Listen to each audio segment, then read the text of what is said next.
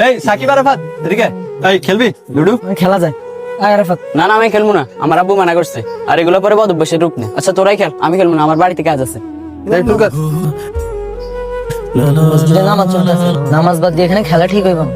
আরে একদম গেলে কিছু হয় না, পরে পড়ে নিস। আচ্ছা আরাফাত, সাকিবরা আগে দেখতাম তোমার সাথে সবসময় নামাজে আসতো, কিন্তু এখন আর আসে না কেন বলো তো?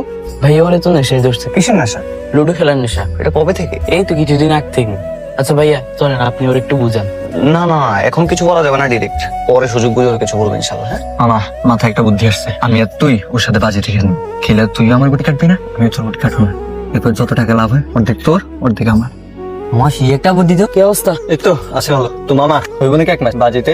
আরে না, বাজি তো জুয়া বেটা, জুয়া হারাম। কে কয় তোর এগুলো বেটা? জুয়া হইলো টাস খেলা বেটা, তুই লুডোর সাথে জুয়া মিলাস বেটা। সত্যি কথা মামা, ল এক ম্যাচ খেলি। তিন মামা, ল মামা, পাকনা গোটা ল। বেশি পাকনামি করছ না, তোমার টাকা নাও। কি রে মামা, এটা কি হলো? তুই ওর পাকনা গুটি রেখে আমার টাকা কাটলি? আমার খুশি, আমি একটা কাটি। ধর বেটা খেলবে না তো, তোরা চিট করতেছ। তুই খেলবি না, টাকা দিয়ে যাবে বেটা। আমি কেন টাকা দিব? আমি খেলবো না, টাকা দিব না, যা।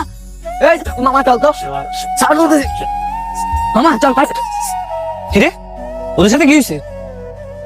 এই জন্য ভাই ওরা আমার সাথে এমন করছে। সেটা তো কথা না, কথা হচ্ছে তুমি আরাফাতের সাথে আগে কত সুন্দর মসজিদে যেতা, নামাজ পড়তে। তুমি কি করলা? এই যে লুডু খেলার মতো অনর্থক কাজের সাথে জড়ায় গেলা। আচ্ছা লুডু খেলা পর্যন্ত মানা যায়, তুমি শেষমেশ কি করলা? জুয়ার জগতে ঢুকে গেলা।